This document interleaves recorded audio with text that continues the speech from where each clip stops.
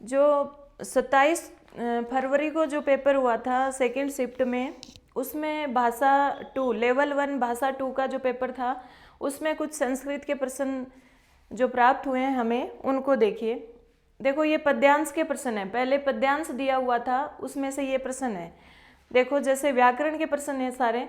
क्वाने क्वाने अत्र में संधि पूछा है। अब देखो इसमें आपने देखा होगा कि आधे अक्षर के बाद में यह वह रह होता है तो यण संधि होती है, तो ऐसा आपने इसमें यण संधि कर दिया होगा। लेकिन मैंने आपको साथ में ये भी कहा था कि सार्थक टुकड़े होने चाहिए दोनों तरफ, तो संधि करके संधि विच्छेद करके जरूर देखना है। तो अगर आप यण संधि इसमें की होगी तो क्या हुआ होगा, देखो यण संधि होती है तो हम आधे अक्षर को पूरा करते हैं और यह के अनुसार मात्रा लगाते हैं, तो संधि विच्छेद इसका ये होगा क्वानी धन अत्र। अब देखो अत्र मानी तो यहाँ होता है, लेकिन क्वानी का कोई अर्थ ही नहीं है, क्वानी का कोई अर्थ ही नहीं है, तो ये सार्थक शब्द नहीं बन रहा। तो हमेशा आधे अक्षर के बाद में यह वह रह होने पर यण संधि नहीं होती। अब देखो इसमें कौन सी संधि होगी, इसमें देखो आधे न से पहले आ की मात्रा है, इस आ की मात्रा के टुकड़े करोगे तो ए प्लस ए बराबर आ हो जाएगा। अब देखो क्व यानी कहीं, अन्यत्र मानी दूसरी जगह, कहीं दूसरी जगह है। कस्य अपि रमेत चित्तम, किसका मन प्रसन्न होता है, ऐसा इस वाक्य का अर्थ है। तो इसका संधि विच्छेद क्या हो जाएगा, क्व धन अन्यत्र। और संधि में जो सही ऑप्शन होगा वो यण संधि नहीं होगा, बल्कि क्या होगा, दीर्घ संधि या सवर्ण दीर्घ संधि उत्तर होगा इसका। ठीक है, अब आगे है ना, रमेत में लकार पूछा है। तो कहीं पर कुछ बच्चों ने कहा है कि रमते में पूछा है और कुछ ने कहा है रमेत में पूछा है। तो अगर रमते वहां पर दिया हुआ है तो लट लकार होगा आत्मनेय पद का रूप, और रमेत दिया हुआ है तो रम धातु विधिलिंग लकार सही होगा। ठीक है, अगर रमते पूछा है तो लट लकार सही होगा। लट लकार आत्मनेय पद में इस तरह रूप चलते हैं ना, सेवते सेवेते सेवंते। और अगर रमेत दिया हुआ है तो विधिलिंग लकार सही होगा, रमेत रमेताम रमेयु, पठेत पठेताम पठेयु। तो यहाँ पर विधिलिंग लकार, यानी प्रश्न सही क्या है उसके आधार पर पता पड़ेगा, क्योंकि कुछ बच्चों ने रमेत लिख रखा है और कुछ ने रमते लिख रखा है। अब इसमें छंद पूछा है, तो छंद में आप इसके वर्णों को गिनते हो तो 11 वर्ण है, चारों ही चरणों में। लेकिन 11 वर्ण वाले 3 छंद यहाँ पर दे रखे हैं, इंद्र वज्रा, उपेंद्र वज्रा और उपजाति। लेकिन जब आप देखते हैं ना, इसमें गण मिलाते हैं और लघु गुरु करके इसमें गण निर्धारण करते हैं, तो ऊपर के 2 चरण हैं उसमें तो इंद्र वज्रा है और नीचे के 2 चरणों में उपेंद्र वज्रा है। तो इंद्र वज्रा और उपेंद्र वज्रा का मिला जुला रूप क्या होता है, उपजाति होता है। तो इसका ऑप्शन उपजाति वाला सही हो जाएगा। फिर पूछा है सरह सु में लिंग, तो सरह का मतलब होता है तालाब, तो जो तालाब है वो नपुंसक लिंग में, तो उत्तर क्या हो जाएगा, नपुंसक लिंग। अगला जो पूछा है शरत प्रश्नम सलिलम चकासती, विशेष से पद पूछा है। तो शरत यानी शरदकालीन, प्रसन्न यानी प्रसन्न, सलिलम यानी जल, चकासती यानी सुशोभित होता है। तो इसमें विशेष से पद कौन सा होगा, यानी प्रसन्न यानी प्रसन्न, खुश, सलील यानी जल, कैसा जल, प्रसन्न जल, मीठा जल, यानी जल की विशेषता। सलील की विशेषता कौन बता रहा है, प्रसन्न शब्द। तो प्रसन्न तो हो गया विशेषण और सलील क्या हो गया, विशेष्य। तो विशेष्य पद क्या हो गया, सलील। उत्तर क्या हो जाएगा, सलीलम। अगला जो प्रश्न है विवाहे में विभक्ति पूछी है। तो आप देख रहे हैं रामे रामयो रामेशु, तो कौन सी विभक्ति हो जाएगी, सप्तमी। फिर पूछा है शिक्षा वदेव, शिक्षा वदेव में संधि। तो देखो इसमें चरत्व, जस्तव, च्युत्व, ष्टुत्व 4 ऑप्शन दे रखे हैं। तो आपको बताया हुआ है कि जहाँ तीसरा वर्ण हो रहा है, पहले का तीसरा हो रहा है, वो जस्तव संधि होती है। देखो शिक्षा वत धन एव। अब झल वर्ण के बाद में कोई भी स्वर होने पर या किसी भी वर्ग का तीसरा चौथा पांचवा वर्ण होने पर झल के स्थान पर जस कर देते हैं, यानी अधिकतर पहले वर्ण के स्थान पर हमें तीसरा करना होता है। तो ये यहाँ पर तय का द हो गया और ये शिक्षा व देव बन गया। ठीक है, आगे देखिए।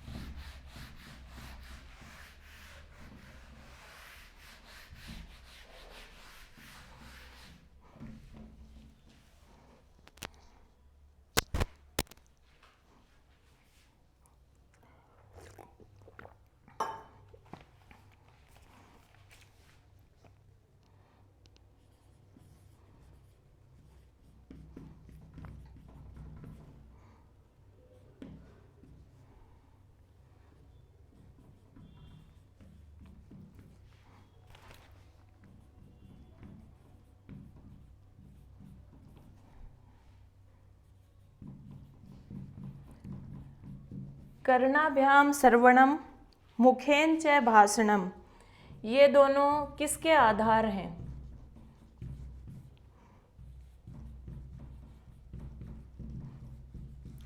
कानों से सुनना और मुख से भाषण कौशल, यानी श्रवण कौशल और भाषण कौशल किसके आधार हैं? तो किसी भी भाषा को सीखने के आधार हैं। और हमारे ऑप्शन में संस्कृत भाषा शिक्षण है, तो उत्तर क्या हो जाएगा? संस्कृत भाषा शिक्षण से। वैसे ये किसी भी भाषा को सीखने का आधार क्या है? श्रवण और भाषण। तो हमारा जो उत्तर है वो क्या हो जाएगा? संस्कृत भाषा शिक्षण से। अगला प्रश्न है,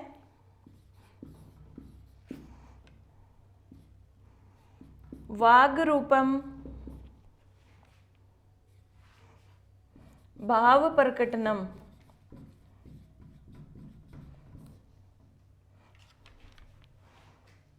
इति किम। वाग यानी वाणी, वाणी के रूप में अपने भावों को प्रकट करना क्या कहलाता है? 4 कौशल दिए गए हैं इसमें, श्रवण, भाषण, पठन और लेखन। तो भावों का प्रकट करना 2 में ही तो होता है, एक तो भाषण में और लेखन में। बाकी 2 तो क्या है? सुनना और पढ़ना तो अपने ग्रहण का कौशल है। प्रकटीकरण का यानी अभिव्यक्ति के कौशल 2 ही तो हैं, अपने भाषण और पठन। तो पठन में तो क्या होता है? वाचन होता है। और वाणी के रूप में अपने भावों को प्रकट करना क्या कहलाता है? भाषण कहलाता है। तो इसका उत्तर क्या हो जाएगा? भाषणम। अगला जो प्रश्न है वो ये है, स्वधर्मे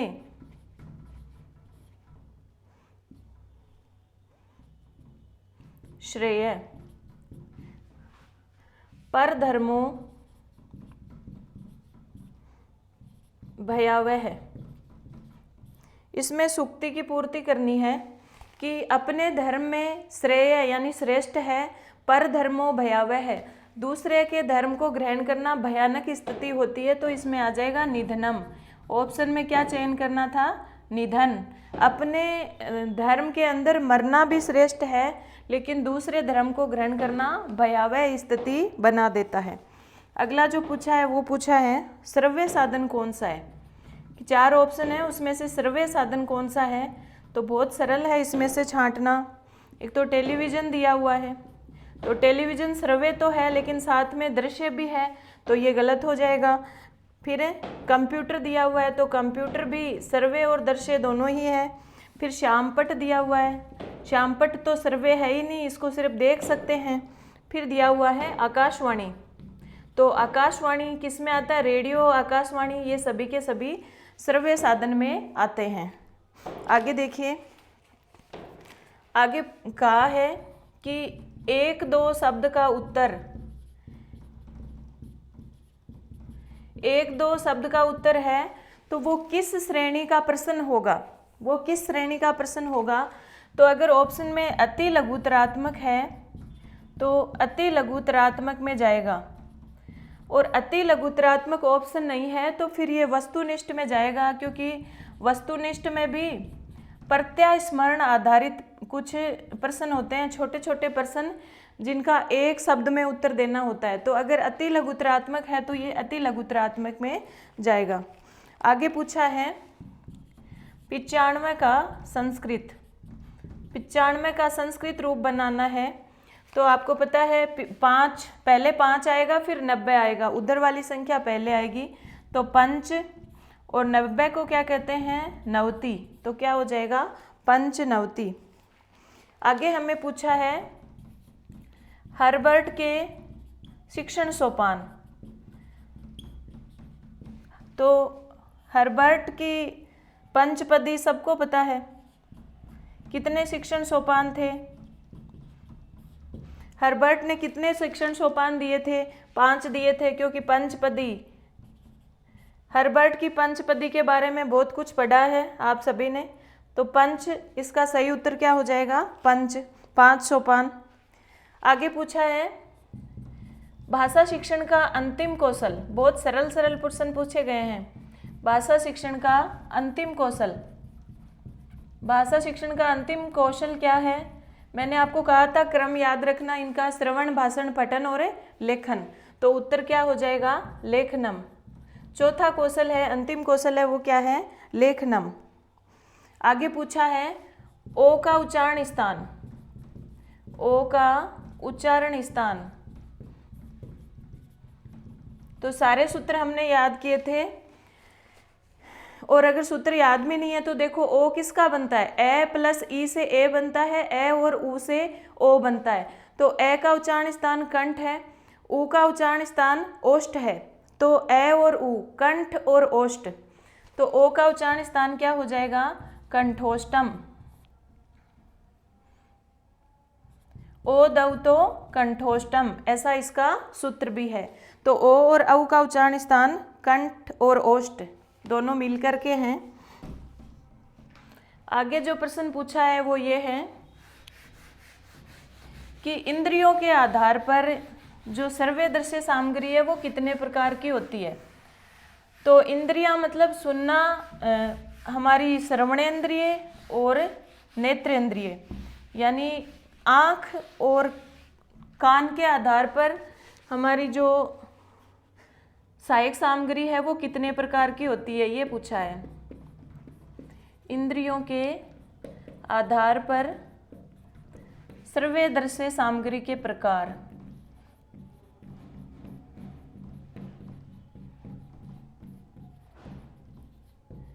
इंद्रियों के आधार पर सर्वदर्शी सामग्री के प्रकार पूछे हैं।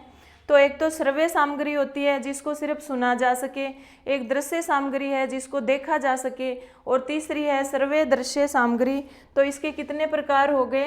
त्रय भेदा या 3 भेद इसके हो गए, जैसा भी ऑप्शन में है। फिर है अगला पूछा है 6:15 का संस्कृत रूप। तो आपको बताया था पौन वाला और सवा वाला याद रखना, कि सवा है वो जो साथ में दिया हुआ है समय, उसी के आधार पर लेना है, और पौन को किसके साथ जोड़ना है? आगे वाले के आधार पर। तो सवा के लिए हम सपाद शब्द का प्रयोग करते हैं। तो सपात षट, षटवादने, और फिर ये षट का क्या हो जाएगा? षड हो जाएगा, जस्तुए होकर के सपाद षडवादने। अगर दोनों ऑप्शन में है तो ये वाला सही होगा।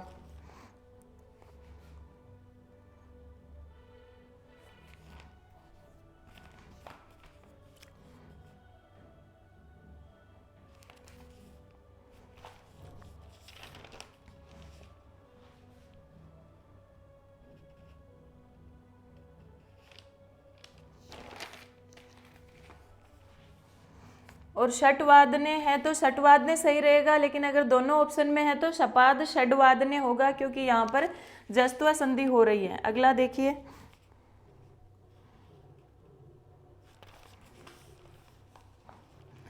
तिष्ठति रूप दिया हुआ है। तिष्ठति रूप का लृट लकार में रूप पूछा है।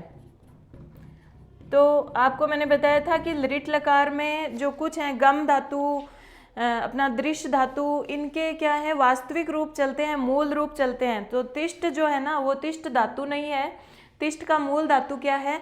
स्ता धातु है। और लरिट लकार प्रथम पुरुष एकवचन में क्या बनेगा? स्ता शेती, क्योंकि तिष्ठति लट लकार प्रथम पुरुष एकवचन है, तो हम उत्तर किस में बताएंगे? लरिट लकार प्रथम पुरुष एकवचन में ही बनाएंगे, तो स्ता शेती हो जाएगा। अगला पूछा है करणीय में प्रत्यय। करणीय में प्रत्यय, तो आपको पता है अनिय या अणीय लास्ट में होता है, तो कौन सा प्रत्यय होता है? अनियर प्रत्यय होता है। बहुत सरल सा है। आगे पूछा है मातृशक्ति में समास। मातृशक्ति में समास, मातृशक्ति मतलब माता की शक्ति, इस तरह से समास विग्रह हो जाएगा। और ये षष्ठी तत्पुरुष समास है, संबंध तत्पुरुष समास है यहाँ पर। फिर देखिए शल वर्णों का कर्म, शल वर्णों का क्रम। तो शल वर्ण जो हैं, शल एच और एक य व रल वर्णों का क्रम आपको याद करने को कहा था, जो शल प्रत्याहार यहाँ पर पूछ लिया गया है। तो शल वर्णों का क्रम माहेश्वर सूत्रों के अनुसार क्या होगा? श श श और है।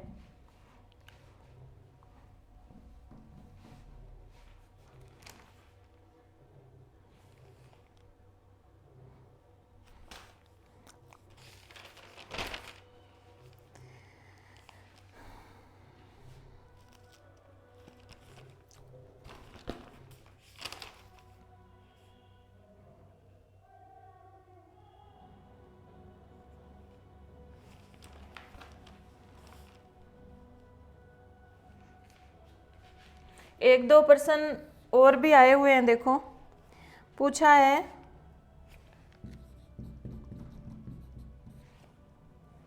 ये 28 वाले पेपर में से हैं 3 प्रश्न कि शास्त्र संरक्षण की प्राचीन विधि, शास्त्र संरक्षणाय प्राचीना परीक्षा।